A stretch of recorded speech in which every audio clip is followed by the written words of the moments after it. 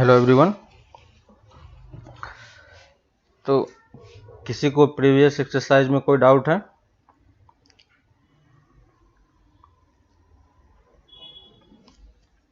ना, जो relation and function का चैप्टर था उसमें हमें 1 और ऑन टू तक वाला पार्ट देखना है। कंपोजिट और इनवर्स और बाइनरी ऑपरेशंस वगैरह स्किप कर सकते हो, अभी कोई प्रॉब्लम नहीं है अभी। ठीक है, तो हम लोग नेक्स्ट चैप्टर स्टार्ट करते हैं, इनवर्स ट्रिगोनोमेट्री। ठीक है, तो इनवर्स ट्रिगोनोमेट्री से पहले हम लोग वो वाला पार्ट थोड़ा सा देख लेते हैं जो हमने लास्ट क्लास में इनवर्स में पढ़ा था, है ना। इनवर्स का जो प्रॉपर्टीज था वो प्रॉपर्टी हम यहाँ पे यूज करेंगे और उस प्रॉपर्टी को यूज करके हम इनवर्स स्टार्ट करेंगे।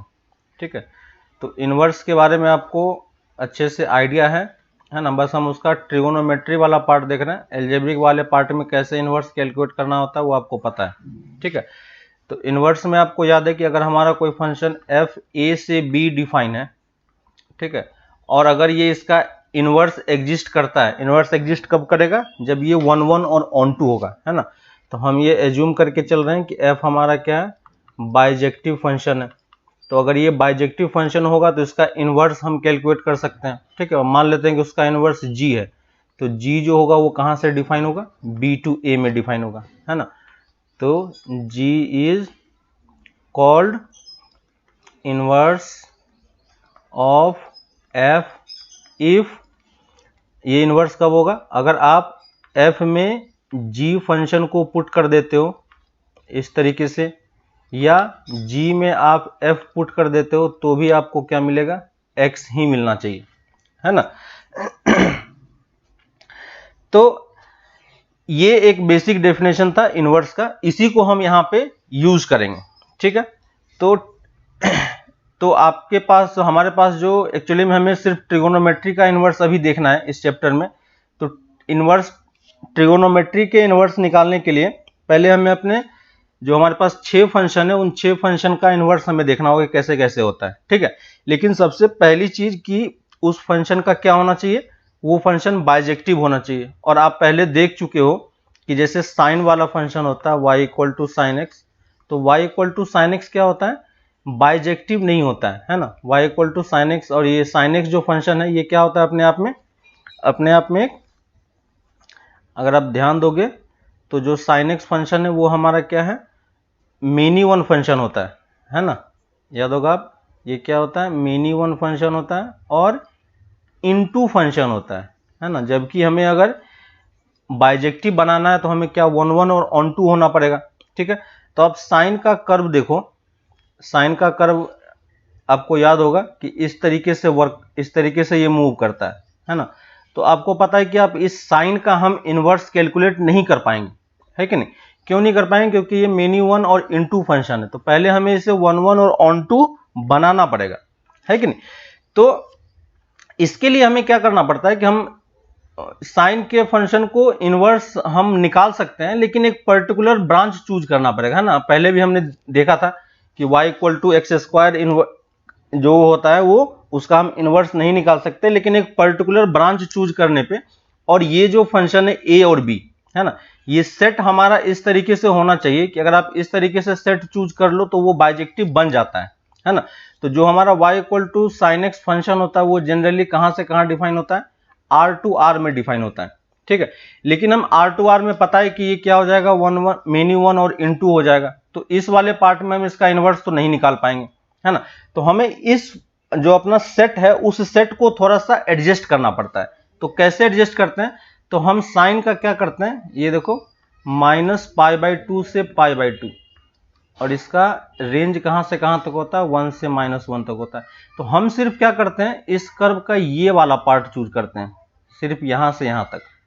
ठीक है, और इस टाइप का आप कहीं भी चूज कर सकते हो, कोई फर्क नहीं पड़ता। आप ये वाला ब्रांच भी ले सकते हो, ठीक है, आप ये वाला ब्रांच भी ले सकते हो, किसी भी टाइप से आप एक ऐसा ब्रांच चूज कर लो जहां पे वो क्या बन जाए?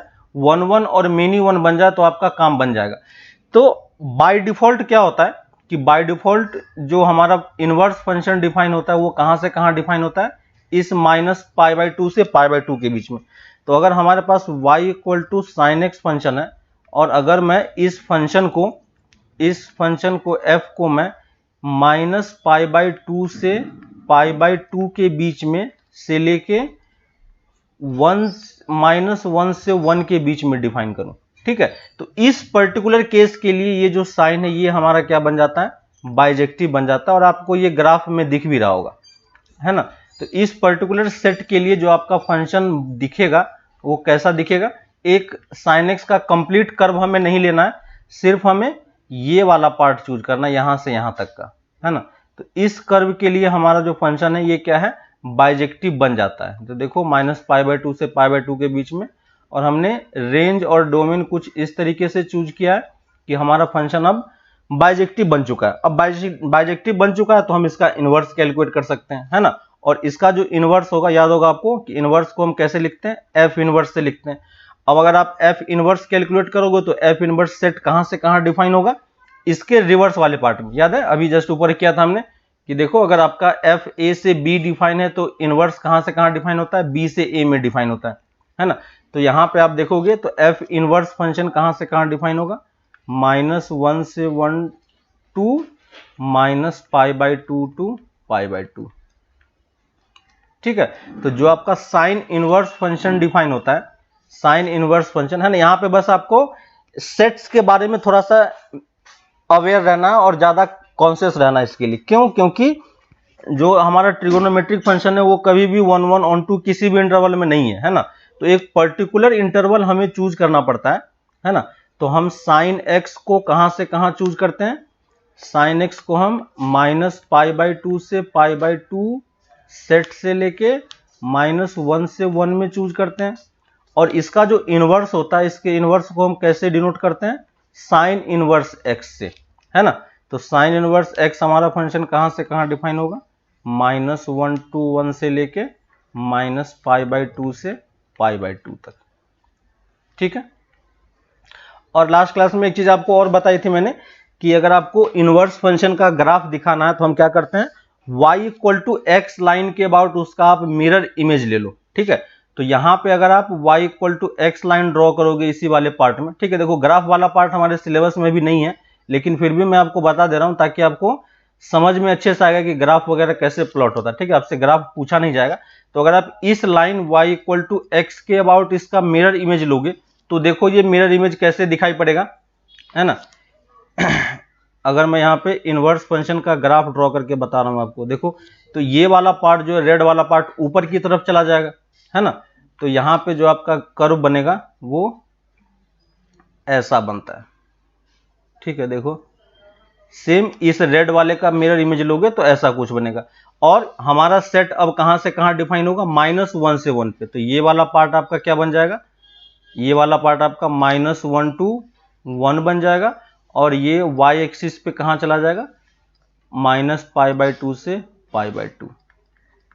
ठीक है, तो ये हमारा जो इनवर्स फंक्शन है ये इस तरीके से डिफाइन किया हुआ है ना। अब इस वाले पार्ट में इनवर्स फंक्शन में इस तरीके से हम फंक्शन को डिफाइन कर सकते हैं।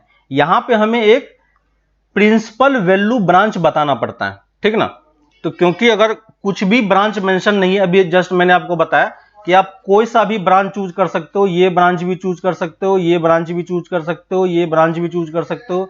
इस टाइप से कोई भी एक ऐसा ब्रांच चूज कर लो जहां पे वो बाइजेक्टिव बन रहा हो, तो उसका आप इनवर्स कैलकुलेट कर पाएंगे, है ना। लेकिन बाय डिफॉल्ट अगर कुछ भी मेंशन नहीं किया हुआ है तो हम अपने इनवर्स फंक्शन को साइन में पर्टिकुलरली हम सेट क्या लेंगे, बस यही सेट लेंगे। ठीक है, और इसका जो ये वाला पार्ट होता है, ये वाला पार्ट क्या कहलाता है, इसका प्रिंसिपल, लिख लो प्रिंसिपल। ठीक है, ये प्रिंसिपल वैल्यू ब्रांच कहलाता है। मतलब क्या हो गया प्रिंसिपल वैल्यू ब्रांच का, मतलब कि जो आपका साइन इनवर्स की वैल्यू है ना, साइन इनवर्स की वैल्यू हमेशा किसके बीच में लाई करनी चाहिए, साइन इनवर्स वैल्यू की बीच में -π/2 से π/2 के बीच में ही लाई करनी चाहिए, है ना। साइन इनवर्स एक्स की वैल्यू किसके बीच में लाई करनी चाहिए, -π/2 से π/2 के बीच में लाई करना चाहिए। मतलब क्या हो गया कि इनवर्स फंक्शन का, जैसे साइन इनवर्स क्या एक्चुअली में थीटा की वैल्यू है ना। जैसे आप अगर साइन थीटा = π/4 लिखते हो है ना। तो थीटा की वैल्यू हम क्या बता सकते हैं, साइन इनवर्स ऑफ π/4, है ना। Sorry, sine theta equal to, अगर यहाँ पे मान लो मैं 1/√2 ले लेता हूं, है ना, तो यहाँ पे हमें क्या लिखना पड़ेगा, 1/,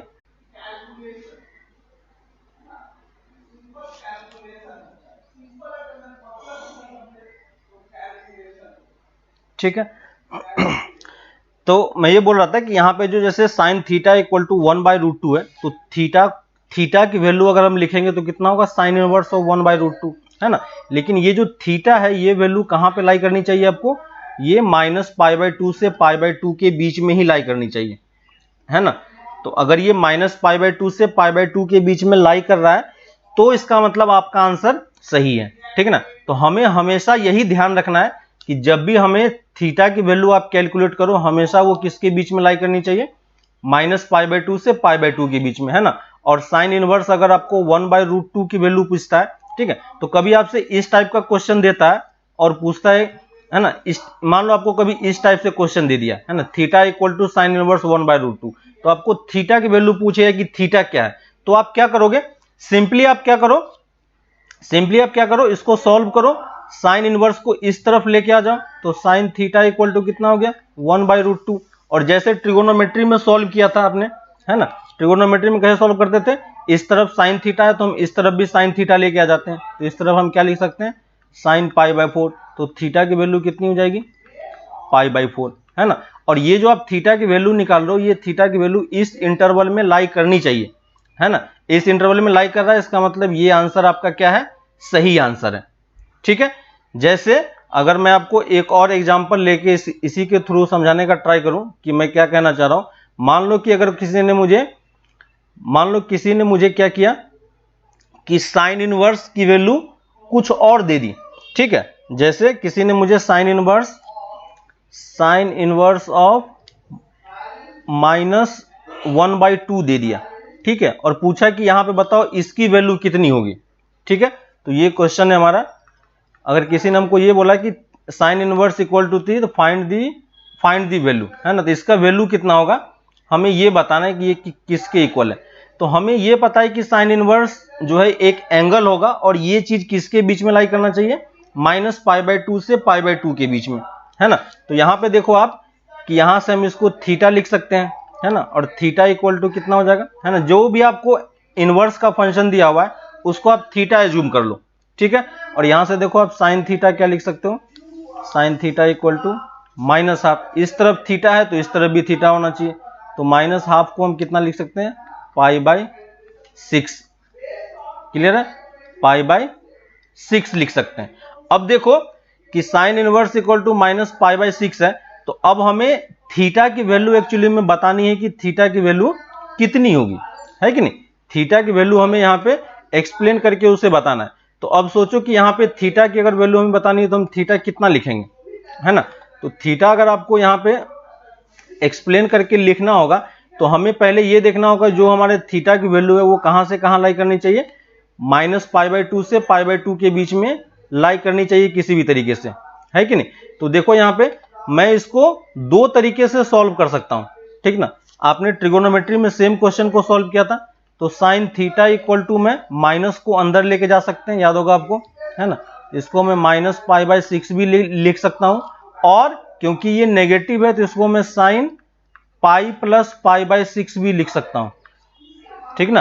अब यहां से देखो थीटा की आपके पास दो वैल्यू अवेलेबल होगी, कौन कौन सा वैल्यू, थीटा इक्वल टू -π/6 और थीटा इक्वल टू 7π/6। अब इस दोनों में से हम कौन सी वैल्यू चूज करेंगे, है ना। तो इस दोनों में से हमें ये वैल्यू चूज नहीं करना है। क्यों चूज नहीं करना है, क्योंकि ये वैल्यू -π/2 से π/2 के बीच में लाई नहीं कर रहा है, क्लियर है। ये वाला वैल्यू -π/2 से π/2 के बीच में लाई कर रहा है, तो हम यहां से इसकी वैल्यू कितनी बता पाएंगे, -π/6 डायरेक्टली बता सकते हैं, क्लियर है ना। तो किस तरीके से हमें वैल्यू कैलकुलेट करनी है ट्रिगोनोमेट्री इनवर्स वाले पार्ट में समझ में आ रहा है। जो भी वैल्यू आपको दिया हुआ हो उसको आप क्या करो, थीटा इक्वल टू मान के, और नॉर्मली जैसे आप ट्रिगोनोमेट्री के क्वेश्चन सॉल्व करते हो बस आप इसको ट्रिगोनोमेट्री में कन्वर्ट कर लो, है ना। तो ट्रिगोनोमेट्री वाले पार्ट में जिस तरीके से सॉल्व किया था सेम वही मेथड यहां पे है, बस अप्लाई करो। बस ये ध्यान रखना है कि जो थीटा निकल के आएगा वो बस उसी पर्टिकुलर पार्ट में लाई करनी चाहिए, ठीक है। तो ये इसी तरीके से हम बाकी सारे ट्रिगोनोमेट्रिक फंक्शन की वैल्यू भी कैलकुलेट करेंगे और उसको सॉल्व करेंगे, ठीक है।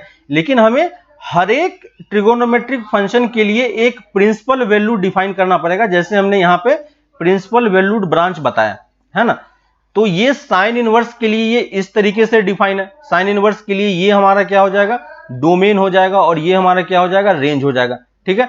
तो ये जो प्रिंसिपल वैल्यू ब्रांच डिफाइन किया गया है, ये हर एक ट्रिगोनोमेट्रिक फंक्शन के लिए कैसे कैसे डिफाइन है, बस हमें उसके बारे में सोचना है, ठीक है। तो ये साइन वाला पार्ट तो आपको समझ में आ गया। अब आते हैं trigonometric function y equal to cos x के लिए, ठीक है। तो y equal to cos x वाले पार्ट को देखोगे आप, तो y equal to cos x फिर से क्या है, y equal to cos x फिर से क्या है, हमारा वन बाइजेक्टिव फंक्शन नहीं है, है ना। तो कॉस एक्स वाले पार्ट को आप देखोगे तो ऐसा कुछ फंक्शन इसका होता है, ठीक है। फिर से इसको हम बाइजेक्टिव बनाने के लिए क्या करते हैं, अपने फंक्शन को यहां से यहां तक डिफाइन करते हैं, ठीक है। ये वाला पार्ट पाई है और ये 0 है, ठीक ना। तो जो हमारा कॉस थीटा होगा, कॉस थीटा का इनवर्स कैलकुलेट करने के लिए हमें फंक्शन को कहां से कहां डिफाइन करना पड़ेगा, 0 टू पाई से लेके, और रेंज तो इसका 1 से -1 तक है ही, है ना। तो ये -1 टू 1 है ना। तो इस वाले पार्ट के लिए कॉस क्या हो जाएगा आपका, बाइजेक्टिव हो जाएगा, है ना। और अगर ये बाइजेक्टिव हो गया तो अब हम इसका इनवर्स निकाल सकते हैं, है ना। और इसका जब आप इनवर्स लिखोगे, है ना, तो ये हमारा कॉस हो गया। इसका जब आप इनवर्स लिखोगे तो इनवर्स फंक्शन हमारा कहां से कहां डिफाइन होगा, -1 टू 1 से लेके 0 टू पाई तक। समझ में आ रहा है। ए टू बी अगर हमारा फंक्शन डिफाइन होता है तो हम उसको बी टू ए में उसका इनवर्स डिफाइन कर सकते हैं, है ना। तो देखो मैंने यहाँ पे पर्टिकुलर ब्रांच कौन सा चूज किया है, पर्टिकुलर ब्रांच मैंने 0 से π/2 वाला ही चूज किया, ये वाला ब्रांच ही चूज किया सिर्फ, है ना। और इस ब्रांच के अंदर कॉस का जितना पार्ट आ रहा है मैंने बस वही पार्ट लिया।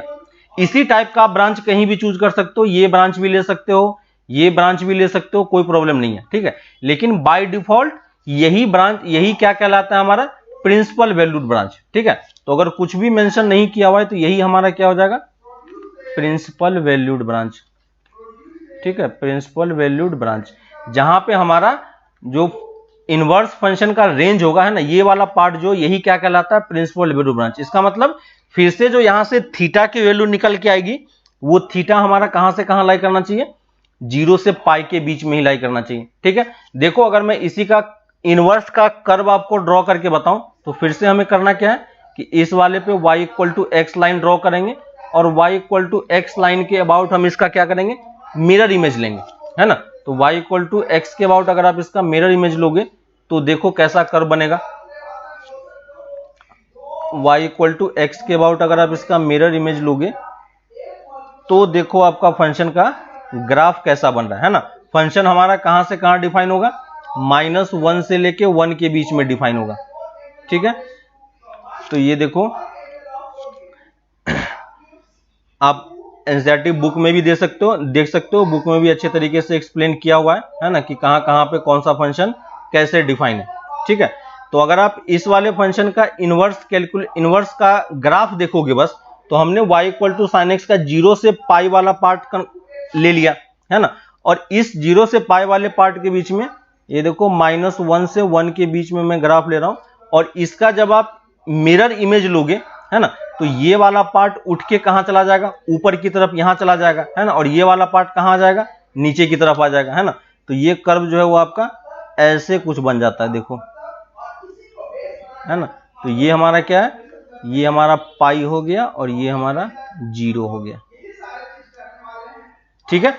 तो ये आपका किसका कर्व है, कॉस इनवर्स एक्स का कर्व है, y equal to cos inverse x का कर्व है, ठीक है। समझ में आ गया कि कैसे कर्व हमारा बन रहा है ना। कर्व वाले पार्ट पे उतना ध्यान नहीं देना आपको, क्योंकि वो कर्व आपसे पूछा नहीं जाएगा, क्योंकि वो सिलेबस से हटा दिया गया है। फिर भी मैं आपको बता दे रहा हूं ताकि आपको देख के समझ में आएगा कि कैसे कर्व आपका डिफाइन होता है, ठीक ना। तो इस टाइप से हम कॉस साइन और कॉस कर्व का इनवर्स इजीली लिख सकते हैं, ठीक है। वैसे ही अगर आप tan वाले पार्ट पे आओ, है ना, tan वाला कर्व का आप कैसे इनवर्स कैलकुलेट करोगे, तो tan का y equal to tan x curve मैं ले लेता हूं, ठीक है, थर्ड कर्व है हमारा y इक्वल टू 10x, है ना, और y इक्वल टू 10x का भी आपको कर्व याद हो, है ना, तो y इक्वल टू 10x भी क्या होता है, इस टाइप से कर्व होता है ना, याद होगा आपको, ऐसा कर्व ये आगे बढ़ता जाता है इसी टाइप से, है ना। लेकिन ये कर्व भी क्या है, मेनी वन कर्व है, मेनी वन फंक्शन है ना, तो हमें फिर से इसे क्या बनाना पड़ता है, हमें फिर से इसे क्या बनाना पड़ता है, 1 1 और ऑन टू बनाना पड़ता है। ऑन टू तो खैर ये ऑलरेडी है ही, बस हमें इसको, है ना, बस हमें इसको क्या करना पड़ता है थोड़ा सा, कि इसे 1 1 और मेनी वन बनाना पड़ता, सॉरी 1 1 और ऑन टू बनाना पड़ता है, बाइजेक्टिव बनाना पड़ता है। तो बाइजेक्टिव बनाने के लिए हम tan इनवर्स का कौन सा रीजन बस चूज करते हैं, सिर्फ ये वाला ब्रांच चूज करते हैं, है ना, -π/2 से π/2 वाला, और -π/2 से π/2 में कौन सा कर्व आ रहा है, ये वाला कर्व आ रहा है, ठीक है। तो जो हमारा tan कर्व है, उस tan कर्व को कहां पे डिफाइन करना पड़ेगा हमें, tan कर्व को हमें -π/2 से लेके π/2 तक डिफाइन करेंगे, है ना, -π/2 से π/2 तक करेंगे। और देखो -π/2 और π/2 पे क्या होगा, ओपन होगा, क्योंकि उस पे इंफिनिटी जा रहा है ना, और रेंज तो हमारा पूरा रियल नंबर ही लेना पड़ेगा, है ना। तो tan अगर आपका इस तरीके से डिफाइन है, तो tan इनवर्स हमें कैसे डिफाइन करना पड़ेगा, R2 -π/2 टू π/2, ठीक है, ये आपका कर्व हो गया। और अगर आप इसका ग्राफ देखोगे, है ना, इसी वाले कर्व में ये क्या हो गया हमारा, ये हमारा इनवर्स फंक्शन हो गया, और इसके लिए ये वाला पार्ट क्या हो गया हमारा पास, प्रिंसिपल वैल्यू ब्रांच, है ना, ये हमारा क्या हो गया, प्रिंसिपल वैल्यू ब्रांच हो गया, है ना। तो प्रिंसिपल वैल्यू ब्रांच आपको समझ में आ रहा है कि कैसे हम डिफाइन कर रहे हैं tan इनवर्स का। और अगर आप इसका ग्राफ देखोगे, है ना, तो ग्राफ देखोगे इसका, तो अगर आप इस वाले में y equal to x line draw करोगे इस तरीके से, है ना, ये y इक्वल टू एक्स, और इसका आप मिरर इमेज लोगे, तो मिरर इमेज देखो हमारा कर्व -π/2 से π/2 के बीच में लाई करने लगेगा, ठीक है। तो ग्राफ आपका कुछ इस तरीके से बन जाता है, देखो ये आपका -π/2 का लाइन हो गया, है ना, ये -π/2 हो गया, ये π/2 का कर्व हो गया, है ना। और इसके बीच में जब आप उसका कर्व ड्रॉ करोगे, तो कर्व कैसा बनता है, इस तरीके से कर्व आपका आता है, ठीक ना, देखो ऐसा कुछ कर्व, सेम वैसा ही कर्व है, ठीक है। अगर आप अपने कॉपी को 90 डिग्री रोटेट कर दोगे, तो जो आपका ये वाला फंक्शन है, सेम आपका ऐसा फंक्शन बन जाएगा, ठीक है। तो आप उस तरीके से देख सकते हो, लेकिन ग्राफ वाले पार्ट में हम नहीं जा रहे हैं, इसलिए मैं उसको ज्यादा एक्सप्लेन नहीं कर रहा हूं। तो ये आपका किसका कर्व हो गया, tan इनवर्स का कर्व हो गया, ठीक है। ये किसके बीच में लाई करेगा, -π/2 और π/2 को कभी ये अटेंड नहीं कर पाएगा, है ना। तो ये आपका ये कर्व हो गया।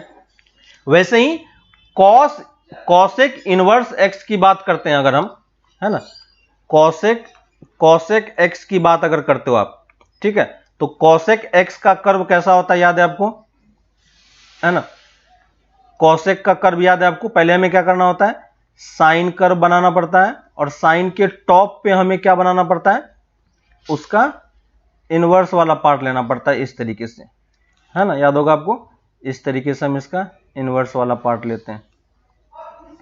और देखो साइन में हमने कहां से कहां कर्व लिया था, साइन में जो हमने इनवर्स वाला फंक्शन इनवर्स डिफाइन करने के लिए 1 1 ऑन 2 बनाया था, तो हमने ये -π/2 से π/2 वाला पार्ट लिया था, है ना। तो यही वाला ब्रांच हम यहां पे भी चूज करते हैं, ठीक है, इसी वाले ब्रांच के लिए हम यहां पे भी इसको चूज करते हैं। और यहां पे जो आपका साइन फंक्शन डिफाइन होता है, कॉसेक फंक्शन जो आपका डिफाइन होगा, वो कहां से कहां डिफाइन होगा, -π/2 से लेके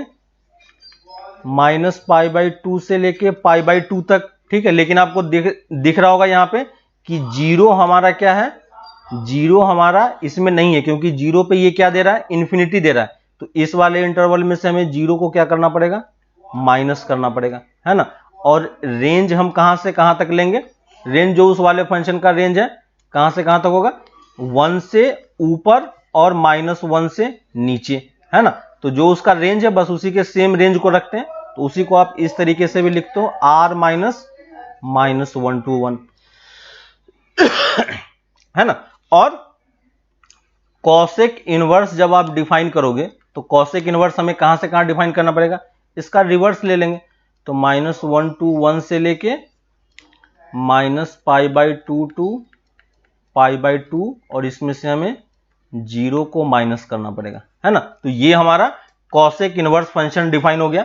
और कॉसेक इनवर्स के लिए फिर से हमारा ये क्या हो गया, ये हमारा हो गया प्रिंसिपल वैल्यूड ब्रांच, है ना, प्रिंसिपल वैल्यू ब्रांच, है ना। तो हर एक फंक्शन के लिए आपको प्रिंसिपल वैल्यू का ब्रांच कौन सा है वो आपको थोड़ा सा ध्यान रखना है ना, क्योंकि हमारा जो थीटा है वो उसी रीजन में कहीं ना कहीं लाई करना चाहिए, ठीक है। और अगर आप इसका ग्राफ देखोगे तो इसका ग्राफ प्लॉट करना बहुत इजी है। बस आप क्या करो, साइन इनवर्स का आप एक ग्राफ प्लॉट कर लो, ठीक ना। साइन इनवर्स का कर्व कैसा होता है याद होगा आपको, मैं साइन इनवर्स के एक्स को डॉट लाइन से प्लॉट कर रहा हूं, ये देखो, है ना।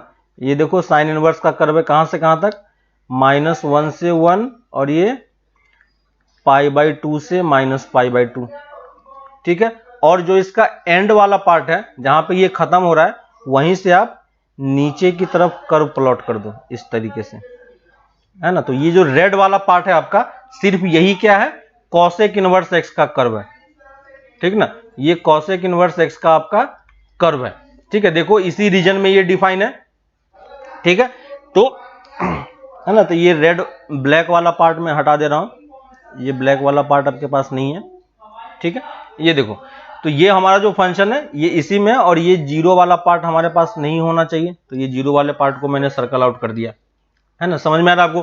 तो अगर आपको साइन इनवर्स का कर्व पता है तो उसके पास बाद में आप कर लो। और ये चीज आप यहां पे भी देख सकते हो, y को यहां से -π/2 से π/2 के बीच में सिर्फ कौन सा पार्ट कवर होगा, ये वाला, और सिर्फ इतना वाला पार्ट कवर होगा आपका, है ना।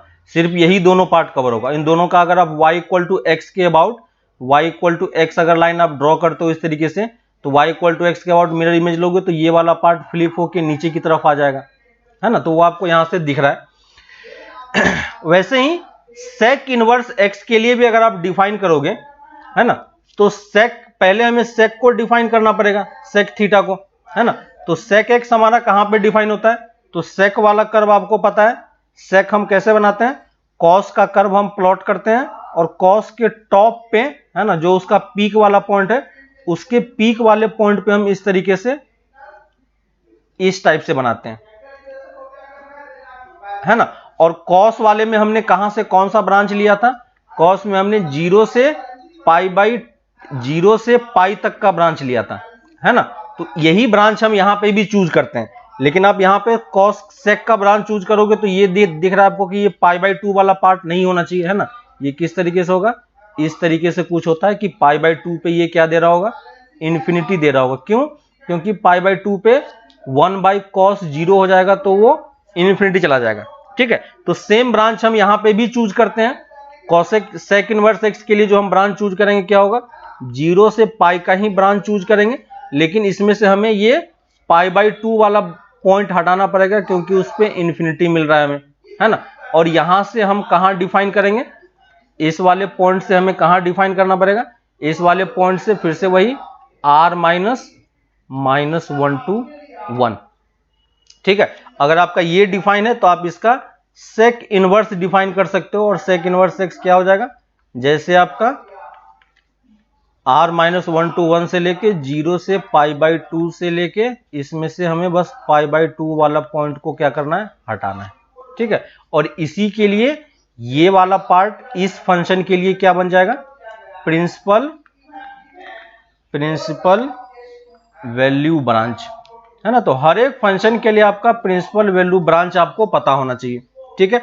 और अगर आप इसका कर्व देखोगे सेक इनवर्स का, तो सेक इनवर्स एक्स का कर्व भी ड्रॉ करना काफी इजी है आपको। अगर कॉस इनवर्स एक्स का कर्व याद है ना, तो कॉस इनवर्स एक्स का कर्व इस टाइप से था, याद होगा आपको, है ना। ये 1 से लेके -1 तक और ये 0 से लेके π तक, ठीक है। और इस वाले पार्ट में क्या करना है आपको, जो इसका एंड है एंड से आप फिर से उसी तरीके से कर्व आप इस तरीके से प्लॉट कर दो।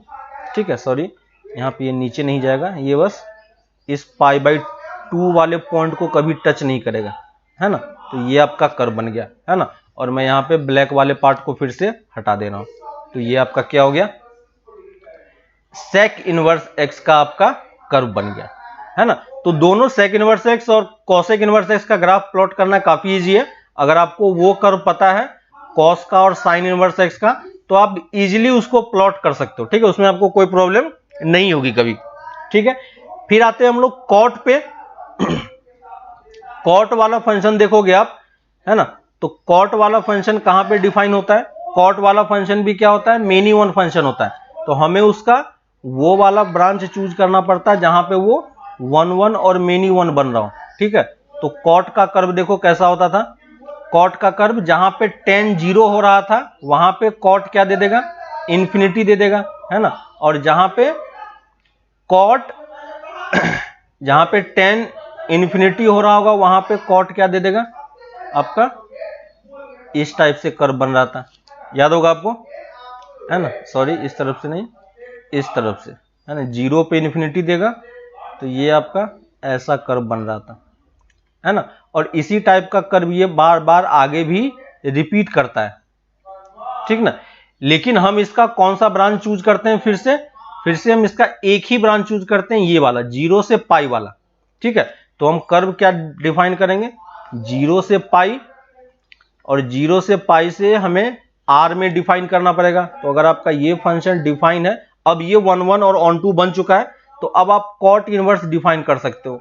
और कॉट इनवर्स आप कहां से कहां डिफाइन करोगे, R2 ये वाला पार्ट, है ना। तो हमने इस वाले कर्व का सिर्फ कौन सा ब्रांच लिया है, ये वाला ब्रांच लिया है।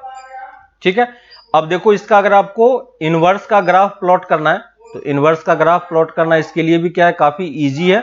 बस आपको करना क्या है कि जो आपका y = x लाइन है, y = x लाइन ड्रॉ करो, और उसके अबाउट इसका क्या करो, आप मिरर इमेज ले लो। ठीक है, तो मिरर इमेज जब लोगे तो ये कर्व कहां से कहां लाई करेगा, 0 से π/2 के बीच में, 0 से पाई के बीच में लाई करेगा, है ना। और अगर आप मिरर इमेज लोगे तो आपका ये कर्व कुछ इस तरीके से डिफाइन होगा। ठीक है, यहां पे ओपन ब्रैकेट लगा लेना यहां पे, क्योंकि हम क्लोज ब्रैकेट नहीं लगा सकते, क्योंकि 0 और पाई पे ये क्या दे रहा है, इन्फिनिटी दे रहा है। ठीक है, तो इन दोनों पॉइंट पे ये क्या है, ओपन ब्रैकेट है। ठीक है, और यहां से जब कर्व प्लॉट करोगे आप, तो रेड से मैं प्लॉट कर देता हूं। ठीक है, तो ये देखो ये कर्व हमारा इस तरीके से ऐसे कर्व मूव करता है। ठीक है, तो बाकी सारे कर्व, सारे फंक्शन का मैंने आपको कर्व बना दिया। ठीक है, और इसके लिए यही क्या बन जाएगा, 0 से पाई ओपन ब्रैकेट क्या बन जाएगा हमारे लिए, प्रिंसिपल वैल्यू ब्रांच, है ना। ये क्या बन जाएगा, प्रिंसिपल वैल्यू ब्रांच। ठीक है, तो मैं एक बार सबको समराइज कर देता हूं। ठीक है, ये सब ग्राफ आपको बस एक बार आप देख लेना कि ग्राफ वगैरह कैसे कैसे प्लॉट हो रहा है, लेकिन ग्राफ आपसे पूछा नहीं जाएगा। मैं यहां पे सबको समराइज करके एक लिख देता हूं कि फंक्शन कौन सा है, उसका डोमेन कौन सा है, और उसका प्रिंसिपल वैल्यू ब्रांच कौन सा है। ठीक है, ताकि आपको ये चीज ध्यान में रहेगा। ठीक है, तो यहां पे देखो मैं फंक्शन लिख रहा हूं, है ना, और पर्टिकुलरली इनवर्स फंक्शन। ठीक है, इसके लिए हमें डोमेन क्या लेना पड़ेगा, ठीक है, और इसका रेंज क्या होगा, बस हमें वो ध्यान देना है। ठीक है, जो रेंज होता है वही क्या कहलाता है, जो रेंज होता है यही क्या कहलाता है, प्रिंसिपल वैल्यू ब्रांच। ठीक है, तो ये प्रिंसिपल वैल्यू ब्रांच आपको हर एक फंक्शन के लिए अच्छे तरीके से ध्यान रखना पड़ेगा कि इसका प्रिंसिपल वैल्यू ब्रांच क्या होता है, क्योंकि जो हमारा आंसर निकल के आएगा वो इसी वाले फंक्शन में क्या करना चाहिए, इसी वाले सेट में लाई करना चाहिए। ठीक है, तो फर्स्ट में ले लेता हूं साइन इनवर्स का। ठीक है, तो जो हमारा साइन इनवर्स फंक्शन है वो कहां से कहां डिफाइन होगा, -1 से 1 के बीच में। ठीक है, और इसका प्रिंसिपल वैल्यू ब्रांच कहां से कहां तक होता है, -π/2 से π/2 तक। ठीक है, ग्राफ आपको ऑलरेडी पता है और बाकी सब कुछ हमने बता दिया है। ठीक है, तो ग्राफ वाले पार्ट नहीं आएगा आपको। कॉस इनवर्स एक्स का कर्व कैसा होगा, ये भी -1 से 1 डिफाइन होता है, लेकिन जो इसका प्रिंसिपल वैल्यू ब्रांच होता है वो हम कौन सा चूज करते हैं, 0 से पाई वाला चूज करते हैं। ठीक है, थर्ड हम आते हैं 10 पे। 10 इनवर्स कहां से कहां डिफाइन होगा, थर्ड 10 इनवर्स कहां से कहां डिफाइन होगा, r से लेके -π/2 से लेके +π/2 तक। ठीक है, लेकिन π/2 और -π/2 पे ये इंफिनिटी देता है, इसलिए हम इसका ओपन ब्रैकेट लेते हैं। ठीक है, वैसे ही फोर्थ, अगर फोर्थ में लिखूं कॉसेक इनवर्स एक्स, ठीक है, तो कॉसेक इनवर्स एक्स कहां से कहां डिफाइन होगा, r -1 से 1 के बीच में। ठीक है, और जो इसका रेंज होगा और प्रिंसिपल वैल्यू ब्रांच होगा वो क्या होगा, साइन के तरह ही होगा, -π/2 से π/2, लेकिन इसमें से हमें क्या माइनस करना पड़ेगा, 0 वाला पार्ट माइनस करना पड़ेगा, क्योंकि 0 पे कॉस क्या बन जाता है, इन्फिनिटी बन जाता है कि नहीं। फिफ्थ में सेक इनवर्स को अगर आप डिफाइन करोगे तो सेक इनवर्स भी इस तरफ में सेम ही डिफाइन है, लेकिन इस तरफ में ये कॉस के तरह डिफाइन है, 0 से π/2 में, 0 से पाई में, और लेकिन हमें π/2 वाला पॉइंट इसमें से हटाना पड़ता है। ठीक है, और जो लास्ट है हमारा ट्रिगोनोमेट्रिक फंक्शन वो है कॉट इनवर्स, है ना। और कॉट इनवर्स कहां से कहां डिफाइन होता है, r से लेके 0 से पाई में ओपन ब्रैकेट में। ठीक है, तो ये सारे फंक्शन का डोमेन और रेंज वगैरह सब कुछ आपको निकाल के दे दिया गया है। ठीक है ना। यहाँ पे क्या होगा, साइन इनवर्स x लगा लो सब में, है ना। तो ये क्योंकि फंक्शन है तो x के टर्म में आप इसको लिख सकते हो। ठीक है, तो ये सबका क्या हो गया, डोमेन हो गया पहला वाला, और ये रेंज हो गया, और रेंज को ही हम क्या बोलेंगे, प्रिंसिपल वैल्यू ब्रांच। ठीक है, प्रिंसिपल वैल्यू ब्रांच हमें अच्छे तरीके से समझ में आना चाहिए कि प्रिंसिपल वैल्यू ब्रांच क्या होता है और कैसे हम उसको लिखते हैं। ठीक ना, क्योंकि प्रिंसिपल वैल्यू ब्रांच आपका हर एक फंक्शन के लिए अलग अलग डिफाइन है, और वो कौन कौन सा इंटरवल है वो सबके लिए आपको ध्यान रखना पड़ेगा। ठीक है, तो उसके लिए आप क्या करो कि एक लिस्ट क्रिएट कर लो, इसका वाला ये टेबल आप क्रिएट करके फ्रंट पेज पे चिपका लो, ताकि आपको ध्यान रहे कि हर एक फंक्शन का जो है प्रिंसिपल वैल्यू ब्रांच क्या होता है। ठीक है, एक चीज आपको और लास्ट क्लास में मैंने बताया था, है ना, और इनवर्स वाले पार्ट में बताया था, है ना, कि कभी भी हमको साइन इनवर्स फंक्शन को 1/sin नहीं लिखना है। याद होगा आपको, है ना, ये चीज हमें नहीं लिखना है। क्यों, क्योंकि ये इनवर्स फंक्शन है। ठीक ना, अगर आपको उसको ये बताना है कि ये 1/x है, तो ये पूरे ब्रैकेट लगा के ये ऊपर में पावर में -1 लिखेगा। ठीक है, तो अगर ये ब्रैकेट लगा के ऊपर में -1 लिखता है तो हमें इसको 1/sin x हम लिख सकते हैं। ठीक है, लेकिन अगर साइन इनवर्स x लिखा हुआ है तो इसको हम कभी भी इस तरीके से नहीं लिखेंगे। ठीक है, तो आपको हर एक फंक्शन का प्रिंसिपल वैल्यू ब्रांच आपको दिख गया है ना, कि प्रिंसिपल वैल्यू ब्रांच कहां कहां पे डिफाइन होता है और किस तरीके से हम इसको डिफाइन करते हैं, और उस पर्टिकुलर रेंज के लिए हम हर एक फंक्शन का कहां कहां डिफाइन करेंगे वो आपको दिख रहा है कर्व में, है ना। तो अब हम क्या करते हैं, कुछ क्वेश्चंस लेते हैं और उस क्वेश्चन के थ्रू समझने का ट्राई करते हैं कि हर एक फंक्शन के लिए हम कैसे, है ना, हर एक फंक्शन के लिए हम किस तरीके से प्रिंसिपल वैल्यू ब्रांच चूज करेंगे और उसकी वैल्यू हम कैलकुलेट करके बताएंगे। ठीक है, जैसे अगर कोई हमसे ये पूछता है, ठीक है, मैं कुछ फंक्शन लिख रहा हूं यहां पे, आप इसका सॉल्व करने का ट्राई करना। ठीक है, एग्जाम्पल में लिख रहा हूं, बस प्रिंसिपल वैल्यू का ध्यान रखना। ठीक है, जैसे मैं एग्जाम्पल लिख रहा हूं, आप ट्राई करो कि इसकी वैल्यू कितनी होगी। अगर कोई हमसे ये पूछता है तो हम क्या बताएंगे, कॉस इनवर्स ऑफ -12 कितना होगा। ठीक है, और स्टार्टिंग करते हैं, साइन इनवर्स ऑफ -12 जस्ट अभी हम लोग कर चुके हैं, है ना। सेकेंड वाला कॉस इनवर्स ऑफ √3/2 कैलकुलेट करो। ठीक है, tan इनवर्स ऑफ, है ना, हमें वैल्यू बतानी है कि ये वैल्यू किसके इक्वल है। हमें पता है कि ये एंगल है, तो हमारा जो आंसर निकलेगा वो किसके टर्म में निकलेगा, एंगल के टर्म में निकलेगा। ठीक है ना, तो ये सब वैल्यू आप कैलकुलेट करके देखो कि कैसे निकलता है, फिर हम इसको अभी एक्सप्लेन करते हैं। ठीक है, आप पहले खुद से सोचो कि इसकी वैल्यू हम कितनी लिखेंगे। ठीक है, पहला वाला पार्ट ऑलरेडी हम लोग कर चुके हैं, स्टार्टिंग में मैंने लिया था समझाने के लिए, है ना। तो हम इस वाले पार्ट की वैल्यू यहाँ पे कैलकुलेट करके देखते हैं कि ये सारी वैल्यू कितनी होती है, ताकि आपको एक आइडिया मिल जाएगा, है ना, कि कैसे वैल्यू कैलकुलेट होता है। ठीक है,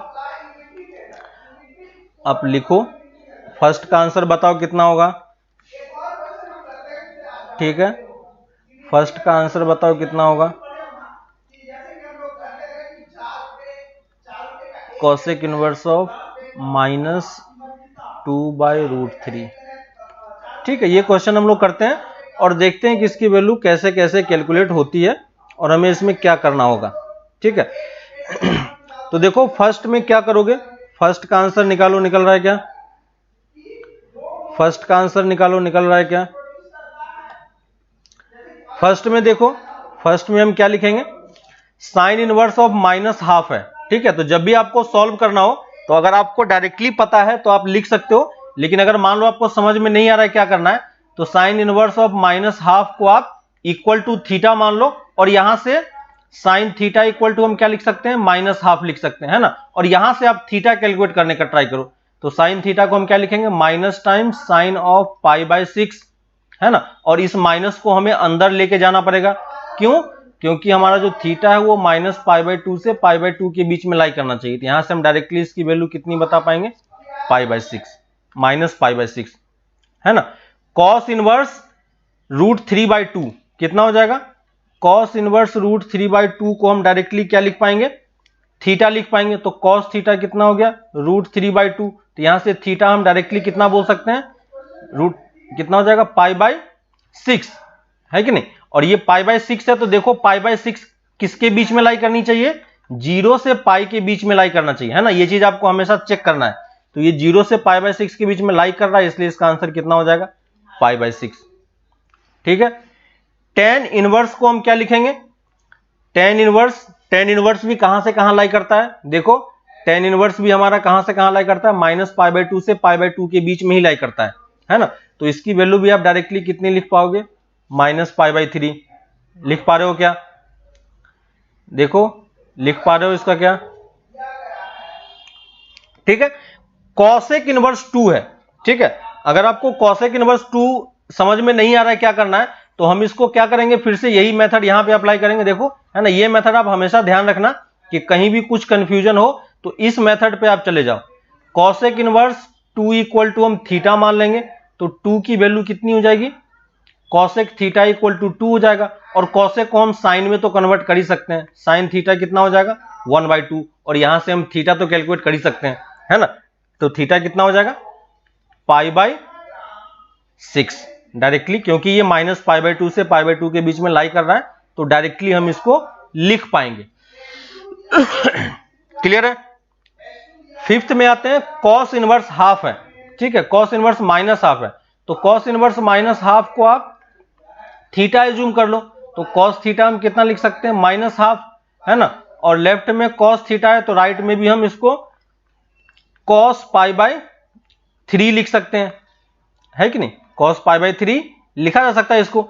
देखो अब कॉस π/3 है और हमें ये माइनस चाहिए, तो हमें इसे क्या लिखना पड़ेगा, कॉस ऑफ माइनस किस में देता है, इसको हम कॉस π - π/3 भी लिखा जा सकता है, और कॉस ऑफ π + π/3 भी लिखा जा सकता है ना। देखो दोनों की वैल्यू करोगे तो ये हमने ट्रिगोनोमेट्री वाले पार्ट में, आपको याद है कि प्रिंसिपल वैल्यू जब कैलकुलेट करना आपको बताया था, तो ये दोनों चीजें मैंने बताई थी।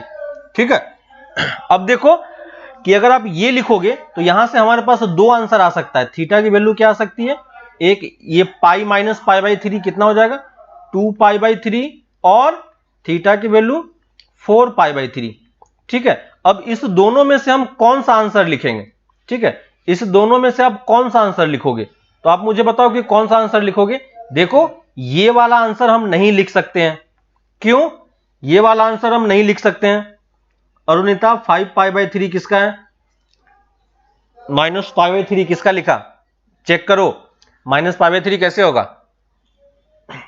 फिफ्थ का देखो, फिफ्थ का बता रहा हूं मैं, देखो थीटा इक्वल टू 4π/3 नहीं होगा, क्यों, क्योंकि ये 0 से π के बीच में लाई नहीं कर रहा है। ठीक है ना, यही चीज मैंने बताया आपको कि ये वाली वैल्यू हम नहीं लेंगे, तो हमें कौन सा वैल्यू लेना पड़ेगा, 2π/3, तो इसकी वैल्यू हम कितनी बताएंगे, 2π/3। 5 का देखो अरुणिता, -π/3 होगा क्या, -π/3 होगा क्या, नहीं होगा। समझ में आया क्यों, है ना, डायरेक्टली हमें आंसर नहीं करना है, ठीक है। आप इसको थीटा एज्यूम कर लो और यहां से थीटा कैलकुलेट करने का ट्राई करो हर एक स्टेप में, ठीक है। तो यहां से जो वैल्यू आपको निकल के आ रही है, यहां से 2 वैल्यू निकल के आएगी। आपको पता है कि ट्रिगोनोमेट्रिक सॉल्यूशन आपने निकाला था 11th में, है ना, तो वहां से हमने प्रिंसिपल वैल्यू जो कैलकुलेट की थी, बस हमने यही 2 प्रिंसिपल वैल्यू कैलकुलेट की है। लेकिन इस प्रिंसिपल वैल्यू में हमें सिर्फ कौन सा पार्ट लेना है, वो वाला पार्ट लेना है जो 0 से पाई के बीच में लाई कर रहा हूं, है ना।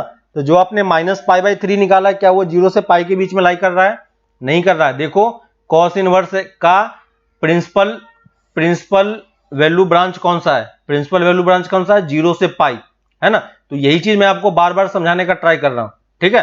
तो जब भी आप कैलकुलेट करोगे इनवर्स फंक्शन का, हमेशा वो 0 से पाई से, हाँ, हमेशा ये आपको देखना पड़ेगा कि 0 से पाई के बीच में लाई कर रहा है कि नहीं कर रहा है। डायरेक्टली आप आंसर नहीं करोगे। ऊपर में देखो मैंने जितने भी फंक्शन कैलकुलेट किए हैं, सबका मैंने प्रिंसिपल वैल्यू ब्रांच देखने के बाद मैंने आंसर किया, ठीक है ना। तो ये चीज आपको देखना पड़ेगा, डायरेक्टली आप आंसर नहीं लिखोगे। क्यों नहीं लिखेंगे, क्योंकि हर एक फंक्शन के लिए, है ना, क्यों नहीं लिखेंगे, क्योंकि हर एक फंक्शन के लिए हमारा जो इनवर्स फंक्शन है वो डिफाइन नहीं है ना। हमारा फंक्शन सिर्फ पर्टिकुलर ब्रांच के लिए ही डिफाइन है ना। तो बाय डिफॉल्ट हमें प्रिंसिपल वैल्यू ब्रांच लेके चलना है। क्लियर है, समझ में आ गया अरुणिता, समझ में आ रहा है ना। तो ये चीज हमें करना है। जैसे tan इनवर्स -1 है, ठीक है, तो tan इनवर्स -1 को मैं फिर से यहां पे सॉल्व करूंगा पहले मैं, ठीक है। अगर मुझे डायरेक्टली पता नहीं चल रहा है तो मैं सॉल्व करूंगा। और tan इनवर्स का प्रिंसिपल वैल्यू ब्रांच क्या होता है, देखो tan इनवर्स का प्रिंसिपल वैल्यू ब्रांच क्या है, tan इनवर्स का प्रिंसिपल वैल्यू ब्रांच -π/2 से π/2 के बीच में है ना, ओपन ब्रैकेट। तो जो भी हम आंसर निकालेंगे वो मेरा -π/2 से π/2 के बीच में ही लाई करना चाहिए, ठीक है। तो देखो tan inverse -1 equal to theta, तो tan थीटा कितना हो जाएगा, -1, है ना। और लेफ्ट हैंड साइड में tan थीटा है, तो राइट हैंड साइड में भी मैं इसको -10π/4 लिखूंगा, ठीक है। यहां से मेरा 2 आंसर पॉसिबल है, क्योंकि माइनस को हम अंदर लेके भी जा सकते हैं, है ना। तो इसको हम क्या लिख पाएंगे, देखो यहां से 3 तरीके से आप आंसर निकाल पाओगे। कैसे निकाल पाएंगे,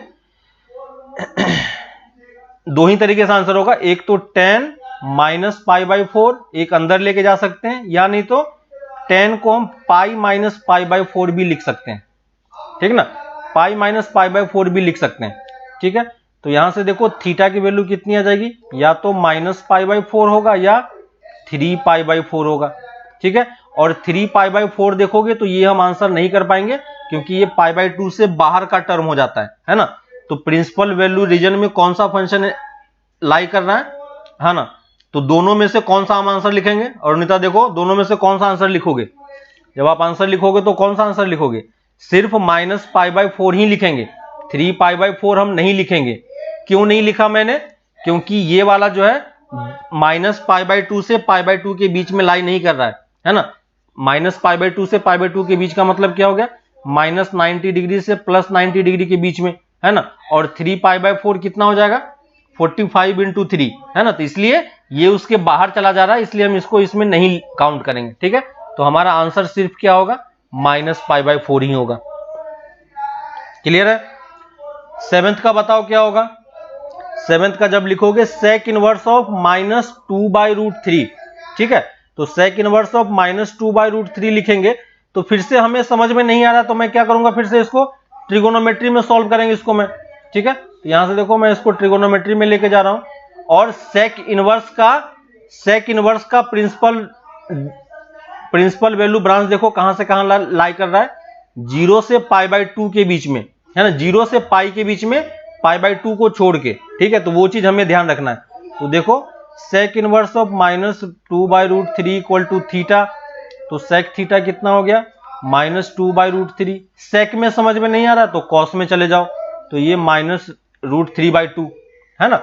और यहां से cos थीटा को हम क्या लिख सकते हैं, cos ऑफ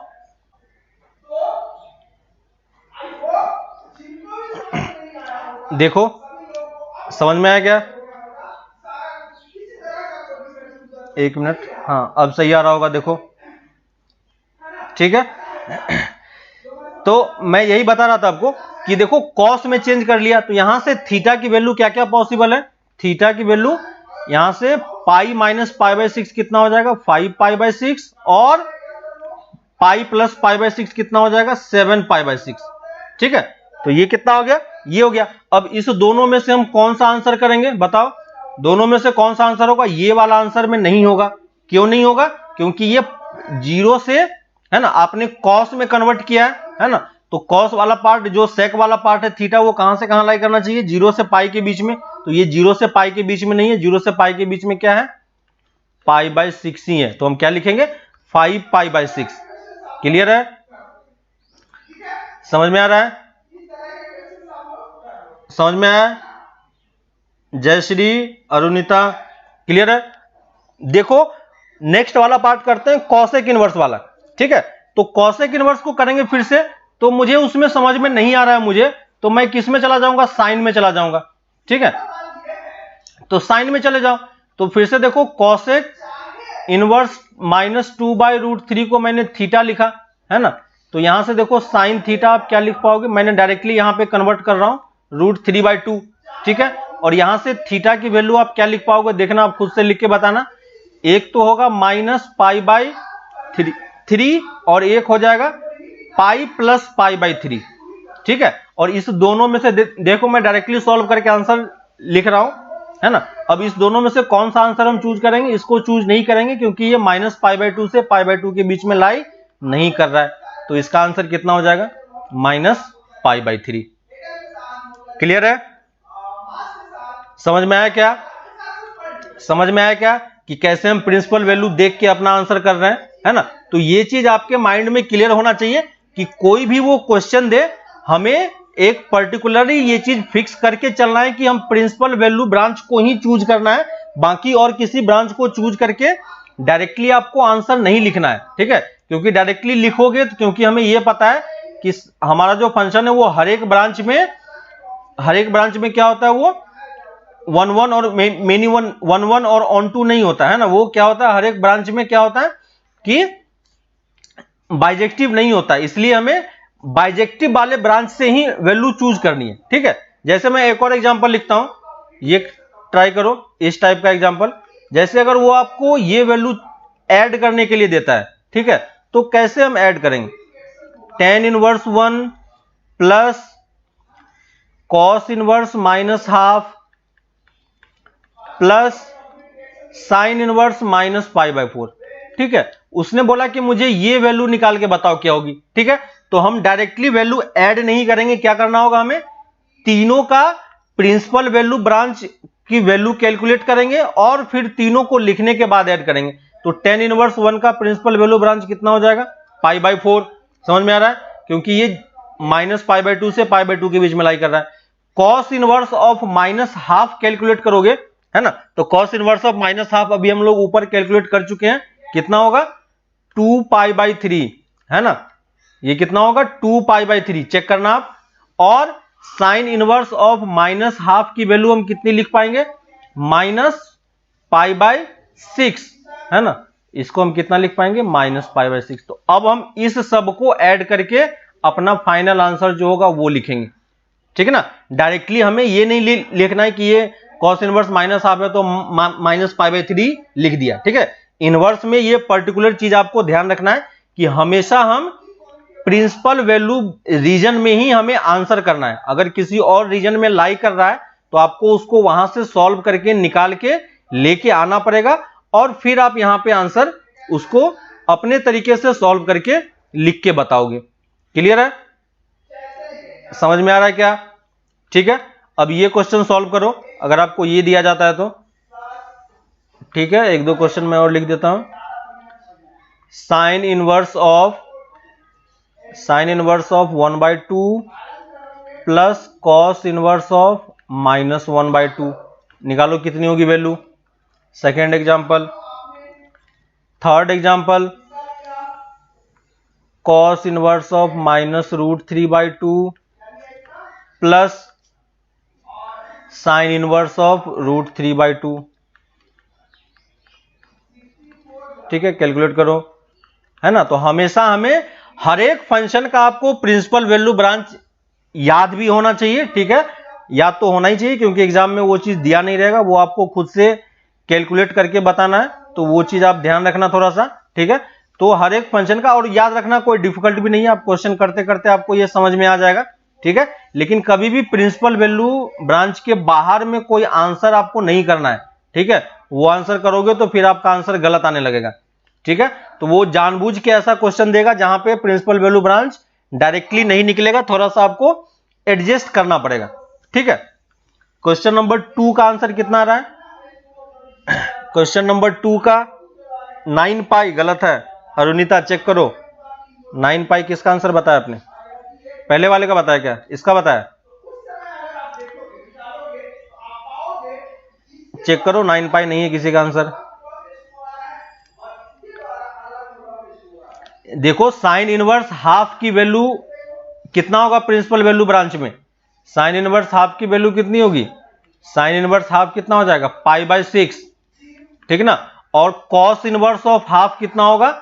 2π/3। जस्ट अभी हमने कैलकुलेट किया है, देखो कितना होगा? 2π/3। दोनों को कैलकुलेट करोगे कितना होगा? 5π/6। चेक करो, जयश्री सही है। अरुणिता चेक करो, 9 पाई कैसे होगा? 9 पाई कहां से निकाला आपने? 9 पाई कैसे होगा? 5π/6 होगा। दोनों का प्रिंसिपल वैल्यू ब्रांच अलग अलग कैलकुलेट करो। 2 क्वेश्चन है यहां पे, दोनों क्वेश्चन को उसने ऐड करने के लिए बोला है। फर्स्ट का बताया था, फर्स्ट का कितना आ रहा है? ठीक है, फर्स्ट का कैलकुलेट करके देखना कितना आ रहा है। फर्स्ट का शायद आता है cos इनवर्स ऑफ -12 3π/4 आ रहा है। चेक करो अरुणिता, चेक करो, फर्स्ट का 3π/4 आ रहा है। चेक करो, बस ऐड करना है इसको, सारा वैल्यू मैंने लिख दिया है, कैलकुलेट करो, कैलकुलेशन में गलती हुआ होगा। थर्ड का बताओ क्या होगा? थर्ड का चेक करो क्या होगा?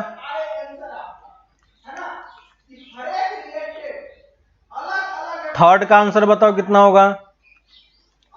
थर्ड का आंसर बताओ कितना होगा?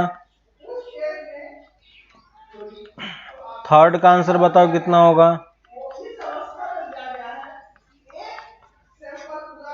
थर्ड का कितना आ रहा है? थर्ड में cos इनवर्स -√3/2 का प्रिंसिपल वैल्यू ब्रांच कितना हो जाएगा? 5π/6 और √3/2 का π/3 है ना। तो ये कितना हो जाएगा आपका? ये 5π/6 होगा और ये π/3 होगा। चेक करो, हाँ फर्स्ट का 3π/4 होगा, फर्स्ट का सही है। थर्ड का देखो, थर्ड में सेकंड बाद में करना, थर्ड आगे करो, और अरुणिता थर्ड करो, फोर्थ करो, बाकी सेकंड वाला जो सब छूट गया वो बाद में करना घर पे। फर्स्ट का देखो, cos इनवर्स ऑफ √3/2 की वैल्यू 5π/6 आ रही है क्या? चेक करो, प्रिंसिपल वैल्यू ब्रांच चेक करना है, ठीक ना। मैं डायरेक्टली आंसर लिख रहा हूं आपको, चेक करो, चेक करो सही है क्या? चेक करो सही है क्या,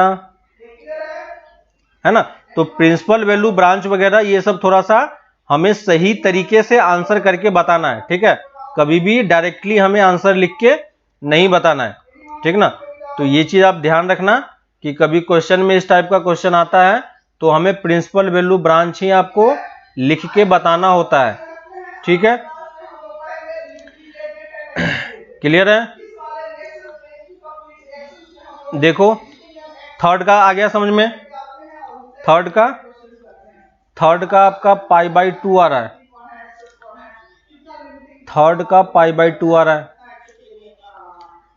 थर्ड में cos इनवर्स √3/2, चेक करो π/2 आएगा क्या? π/2 नहीं होगा, चेक करो। थर्ड का चेक करो, π/2 नहीं होगा, 7π/6 आ रहा है। चेक करो थर्ड का, जयश्री अरुणिता 7π/6 है। ऐड करना है, बस ऐड करने में दिक्कत क्यों हो रहा है? ऐड करने में दिक्कत क्यों हो रहा है? ठीक है, फोर्थ में देखो, फोर्थ में cosec inverse root 2 plus cot inverse minus root 3 plus cos inverse half. ठीक है, सबका मैं प्रिंसिपल वैल्यू ब्रांच लिख रहा हूं, आप देख के बताना कि सही है या नहीं। ठीक है, घर पे आप कैलकुलेट करना इसका। देखो, इसका π/4 होगा फर्स्ट का, प्लस सेकेंड का आपका हो जाएगा 5π/6। ठीक है, और थर्ड का हो जाएगा 2π/3। ठीक है, ऐड करके लिख लेना। फिफ्थ में देखो, कॉस इनवर्स हाफ वाला, तो कॉस इनवर्स हाफ का तो कितना हो जाएगा π/3 प्लस 2 इंटू साइन इनवर्स 1/2 की वैल्यू तो हम निकाल सकते हैं, 1/2 कितने पे हो जाएगा π/6 पे, है ना। तो यहां से आप कैलकुलेट कर सकते हो, इसका ये आंसर आ जाएगा। ठीक है, कॉस इनवर्स ऑफ -√3 का कैसे होगा? हाँ देखो, कॉस इनवर्स का जस्ट अभी तो किया है, कॉस इनवर्स का जब कैलकुलेट करोगे तो कितना लिखोगे? देखो, कॉस इनवर्स ऑफ -√3/2 जस्ट अभी तो किया था ऊपर में, इसको थीटा एज्यूम कर लो, है ना। तो कॉस थीटा कितना हो जाएगा -√3/2, और इसको हम क्या लिख पाएंगे? माइनस टाइम्स कॉस √3 कितना हो जाएगा π/6 इक्वल, है कि नहीं। अब देखो, यहां से जब थीटा कैलकुलेट करोगे तो क्या पॉसिबिलिटी है आपके पास कि यहां से कॉस थीटा हम क्या आंसर कर सकते हैं, और इसी को सॉल्व कर लो, ये कितना हो जाएगा। इसको हम कितना लिखेंगे? कॉस माइनस को हमें एडजस्ट करना है तो π-π/6 करना होगा, या कॉस ऑफ पाई प्लस π/6 करना होगा, है ना। और यहां से थीटा की वैल्यू कितनी हो जाएगी? एक तो 5π/6 होगा और एक 7π/6 होगा। हम ये आंसर नहीं लिखेंगे क्योंकि ये पाई से ज्यादा है, 0 से पाई के बीच में कितना रहा है 5π/6। क्या 0 से पाई के बीच में लाई नहीं करता है? चेक करो अरुणिता चेक करो कि क्या 0 से पाई के बीच में लाई नहीं करता है? क्या 0 से पाई के बीच में लाई नहीं करता है? क्या देखो, लाई करता है। तो ये इसका आंसर कितना हो जाएगा 5π/6। चेक करो। ठीक है, घर पे एक बार फिर से ट्राई करना, ये सब जितने क्वेश्चन है सबका प्रिंसिपल वैल्यू निकालने का ट्राई करना आप। ठीक है, तो यही आपका आएगा। फिर भी अगर किसी में कोई डाउट होता है तो हम लोग फिर इसको कल डिस्कस कर लेंगे। ठीक है, और पूछ लेना मुझसे कि इस वाले पार्ट का प्रिंसिपल वैल्यू ब्रांच कैसे निकलेगा। ठीक है, तो सिंपली बस आपको उसको ट्रिगोनोमेट्री में कन्वर्ट करके उसको सॉल्व करके बताना है कि नहीं। इजी वाला पार्ट है। तो यहां तक आपको प्रिंसिपल वैल्यू ब्रांच सबका निकालना, कैलकुलेट करना आपको आ गया है। ठीक है, इसके ये करने के बाद आप एक्सरसाइज 2.1 कंप्लीट कर सकते हो। ठीक है, 2.1 में 10, 12, 15 क्वेश्चन है, कुछ क्वेश्चन हम लोग क्लास में ही कर चुके हैं। ठीक है, तो एक्सरसाइज 2.1 कैलकुलेट करना, हर एक क्वेश्चन में बस आपको प्रिंसिपल वैल्यू ब्रांच का ही आंसर निकालना है। पीछे में आंसर दिया हुआ तो आप मैच करा के देख सकते हो। ठीक है, फिर भी किसी में डाउट आता है तो पूछ लेना। ठीक है, तो नेक्स्ट क्लास में आप एक्सरसाइज 2.1 कंप्लीट कर लेना, और जो आपका प्रैक्टिस शीट था फंक्शन वाले का, है ना, रिलेशन फंक्शन का प्रैक्टिस शीट का, हम लोग कल क्वेश्चन नंबर 1 से लेके 15 तक डिस्कशन करेंगे। ठीक है, तो 1 to 15 में अगर कोई डाउट हो आपको, ऑलरेडी मैंने करने के लिए दे दिया है। ठीक है, और प्रैक्टिस शीट के जितने क्वेश्चन है वो आप कंप्लीट करना, है ना, क्योंकि बहुत पहले आपको मिला हुआ था। 10-10 क्वेश्चन करके भी आप करोगे तो आपका कंप्लीट हो जाएगा। ठीक है, तो प्रैक्टिस शीट का हम लोग क्वेश्चन नंबर 1 से लेके 15 तक डिस्कस करेंगे। कोई भी डाउट होगा तो उसको हम सॉल्व कर लेंगे, और एक्सरसाइज 2.1 आप कंप्लीट कर लेना। ठीक है, इजी सा पार्ट है, बस सब में आपको प्रिंसिपल वैल्यू ब्रांच निकाल के बताना है। ठीक है, तो ये आप प्रैक्टिस करो, फिर हम लोग आगे इसको नेक्स्ट क्लास में कंटिन्यू करते हैं। ठीक है, चलो बाय।